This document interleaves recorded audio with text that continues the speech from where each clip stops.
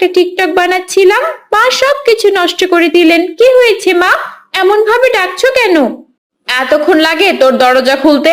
চল, তোর বাবা তোকে ডাকছে। বাবা আমাকে কেন ডাকছে? গিয়ে শুনে আয় কেন ডাকছে, চল। কি হয়েছে বাবা, আমাকে কেন ডাকছো? তুমি সারাদিন ঘরের ভেতর কি করো? ঠিক মতো তো খেতেও আসো না। আমি আসলে বাবা, আমি অনলাইন ক্লাস করি, এক এক সময় এক এক ক্লাস থাকে, তাই আমি খাবার সময় আসতে পারি না। কিন্তু দরজা বন্ধ করে রাখো কেন? আমার পড়াশোনায় ডিস্টার্ব হয়, তাই দরজা বন্ধ করে রাখি। ঠিক আছে মা, ভালো করে পড়াশোনা করো। এবারের মতো আবারও ভালো রেজাল্ট করতে হবে। ঠিক আছে বাবা, আমি এখন তাহলে যাই। ঠিক আছে, যাও। এরপর থেকে মারিয়া প্রতিনিয়ত টিকটক